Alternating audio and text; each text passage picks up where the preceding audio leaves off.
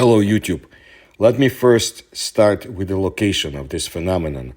It's in Dagestan, a republic of Russia, situated in the North Caucasus of Eastern Europe along the Caspian Sea. It is located north of the Greater Caucasus, and it's part of the North Caucasus Federal District. The republic is the southernmost tip of Russia, sharing land borders with the countries of Azerbaijan and Georgia to the south and southwest, the Russian republics of Chechnya and Kalmykia to the west and north, and with the Stavropol Krai to the northwest. Makhachkala is the republic's capital. 18 kilometers from Makhachkala, in the foothills of the Narat-Tube range, there is an amazing natural, to some, monument, the huge Barkhan, or sandy dune of Sari-Kum. A Barkhan refers to a crescent-shaped sand dune formed by wind, typically found in sandy deserts, where wind blows consistently from one direction. The Sari-Kum Barkhan is a unique, again, to some, natural monument of Dagestan, which is officially recognized by geologists as the second largest in the world. The only one larger than it is the Big Erg, located in the sands of Sahara. Similarly, there are no large dunes on the territory of Europe and Asia. Sari-Kum is 12 kilometers long, 4 kilometers wide, and an impressive 252 meters high. I actually read that the correct height would be 262 meters.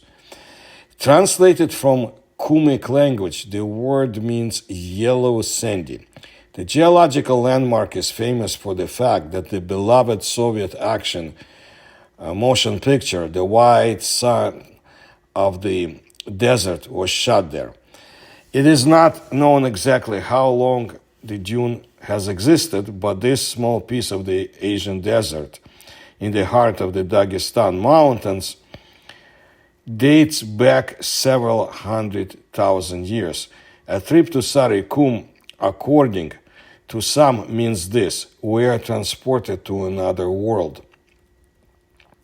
Despite the territorial proximity of Sari-Kum to Makhachkala, about 20 kilometers, once here, one can hardly believe that such an amazing beauty is so close. Most tourists who have visited this place say that they have experienced incredible sensations like teleportation, when in a matter of seconds you find yourself in a completely different world. However, this is not surprising given the height of some diagonal dunes reaches hundreds of meters. Beyond them, you won't even see the neighboring mountains. The amazing fact about Sari-Kum lies in that this natural wonder is located not on a deserted territory or even on the seashore, but on a clay steppe. And until now, it is not known exactly how and from where these sands appeared here.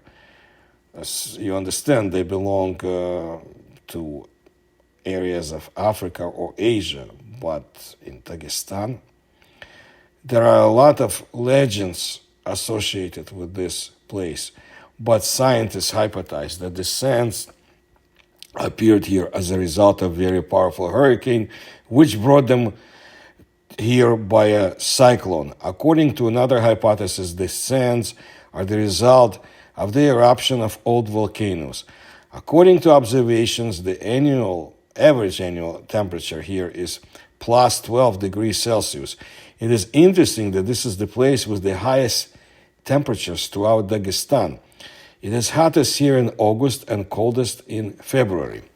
In the period from May to October, the temperature here is stable at around plus 20 degrees, when in the hottest days of the summer, it can even reach plus 60 degrees.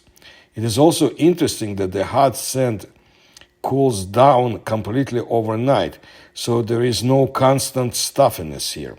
It is believed that the Sari-Kum dune is an ideal place for growing some grape varieties. A few years ago, French winemakers who came here made such a proposal, noting that the ideal climatic conditions of this territory for growing grapes instead of geology. Well, let's think about possible mechanisms for the appearance of this huge pile of sand.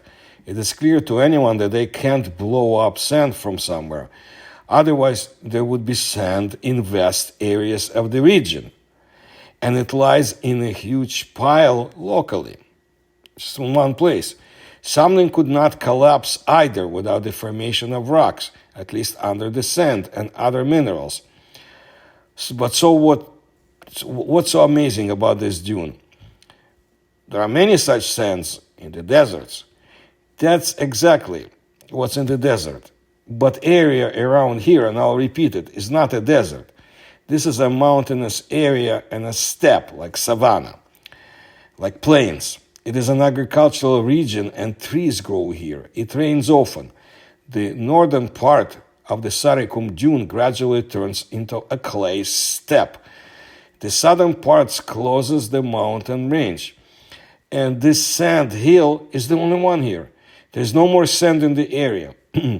Nearby, there is a small river, Shuraozen, only 80 kilometers long, which flows into the Caspian Sea. But its shores are pebbly. There's no sand at all. And scientists have been interested in the origin of the Sarikum dune since the 19th century. Some suggested that it was blown by the winds. I mentioned that. But then why, again, there is no sand in the rest of the territory? Other scientists have suggested that the sand in this place is the destruction of rocks of some kind. But it cannot consist entirely of quartz sand. And when destroyed, stones, crushed stone, pebbles, and clay are also formed. And all this, as a rule, should be combined and not filtered by fractions and mineralogical composition. Another interesting fact, the Sarikum dune is included in the territory of the Dagestan Nature Reserve, allegedly due to the fact that there are many animals, insects, and plants from desert regions, and they are unnatural for this area, rare specimens. Interesting. Well, if somebody, if you take a taiga, boreal forest, then there would be bears. And so the representatives of the desert fauna live in the sands. And the most interesting thing is that Sarikum dune is recognized as a biosphere reserve and is on the UNESCO list. This is a natural area specially protected by international law, created with the aim of preserving the natural ecosystems and the gene pool of the region. The question is, what does UNESCO care about some kind of sand dune? What makes it so unique? Is it just a matter of rare flora and fauna of the sands for the region? This dune became a UNESCO reserve only in 2017. The International Institute did not even care before about this dune. It is believed that the locals began to pull the sand away, but this activity cannot be carried out in the reserve, also according to the Russian federal laws. And the reserve itself has been there since 1987. Very interesting, UNESCO's attention to it. Geologically, the dune is quite young. The region is not deserted. Again, it's not like desert. It rains and there is vegetation. But it never covered the area, did not catch on the sand, and was able to take root on parts of the slopes. There is a legend similar to the legend of Tamerlan and the stones on the hill brought by his warriors. One of the legends about the origin of Barkhan Sarikum says that during the Mongol invasion of Dagestan, Commander Timur, or Tamerlan, decided to give battle to the united Dagestan detachment. But first he decided to find out how big the detachment is. So Timur chose a peculiar method for this. He ordered the soldiers to collect sand in their helmets and carry it to one point.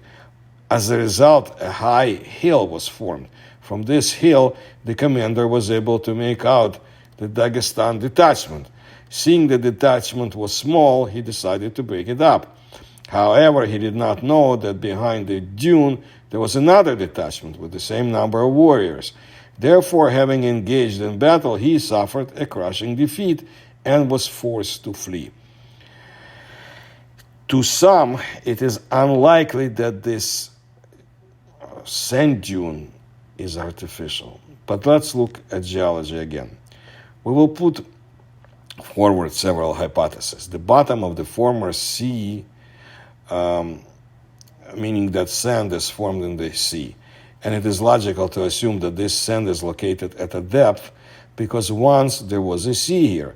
For example, when the Caspian Sea had different coastlines, then the sea receded and the sand was covered with other rocks destroyed by erosion, including clay. But during the mountain formation, this sand was squeezed to the surface in one place and a dune formed. It is not really far from the Caspian Sea, from that dune, just over 18 kilometers. It's quite possible that there was a sea here not so long ago. But why is there such a sand outlet, again, only in one place? Maybe there are other sand pits in the region. I have not heard of any. Second hypothesis. The sand was washed away by the water masses coming to the surface. Anyone who has pumped a well with water that has just been drilled knows that at first a lot of sand comes out with the water. Sometimes there's a lot of it. It's the same with this place. A rift formed and sand was washed out of one place and a dune formed. 3. Burning of silanes. Silane it's a gas from the family of silicic acids. Silane or silicane is an inorganic compound. It is colorless, pyrophoric gas with a sharp, repulsive, pungent smell, somewhat similar to that of acetic acid. Upon contact with oxygen in the air, it burns with the formation of silicon dioxide and water. It can be formed and located only in the bowels of the planet. And if such an outlet of silane broke out to the surface, then it completely burned up with the formation of quartz, sand, and water. Maybe this process is going on slowly and the dune is growing, so it is forbidden to explore here. Again, this is the UNESCO Nature Reserve. Otherwise, some would say scientists will understand what they don't need to understand and find out something maybe that they should not. Similar sands exist in other regions that are not at all desert-like. For example, the Charsky sands in Siberia, and I mentioned them in my videos, and the Taikulans of Yakutia. It is possible that one mechanism is responsible for their origin and the appearance of the Sarikum dune. Let me present another very interesting hypothesis of the origin of the dune that I heard it not long ago. Under this dune is a city that was buried using special technology for creating tornadoes. It was in the past when an ancient civilization was being purged, covered up. And then it is clear why UNESCO included the Sarikum dune in the list of protected nature objects by international agreements. You can't explore anything there.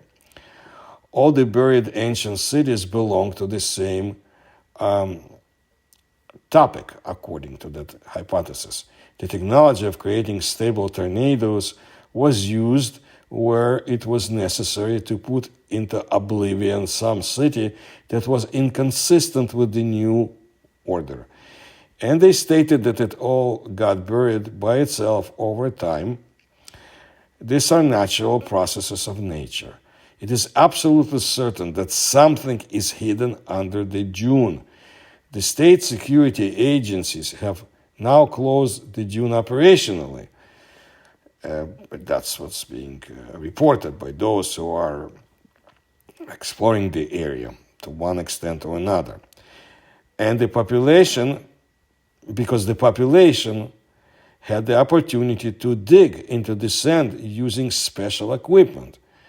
What is hidden there will probably be hidden from us for quite a long time. Here's something else interesting. Drawings of long extinct animals left by ancient artists from the Bronze Age and the Neolithic period are known and preserved on the rocks of the Narat-Chube Dagestan range. Unfortunately, the current generation of the inhabitants of the Caucasus are also capable of leaving their art. And that's sad. You will see it if you look at the photos. In 2016, according to the Russian photographer who has been working in the area for years, some Russian explorers during their visit to Sarikum found something unexpected. Many new places with cave paintings left by people from the Bronze Age and the Middle Ages. They were relieved. The discovery of a high, spacious grotto with traces of fire on the walls and rock paintings of deer, wolves, a sacred scarab, and a labyrinth. Very interesting. As you understand, this is only a tip of the iceberg or a tip of the dune when it comes to our knowledge of it, and maybe someday it will be explored, but at this point, basically, there is no access for this. And who knows about it? I'm telling you this. Where else have you heard about this? Almost, I don't think, anywhere else. So we'll see how it goes. It's a fascinating area. And I will continue to bring you interesting phenomena, accounts from the areas of Eurasia, especially Russia, Ukraine, Belarus, Central Asia, Mongolia, China, and so forth. So I want to thank you for your attention to my work. If you can support my research, please kindly do so. You will see how to do it in the links in the description to this video. Please subscribe to my channel. Please make sure they notify you when the new videos come up. And please tell others about my work.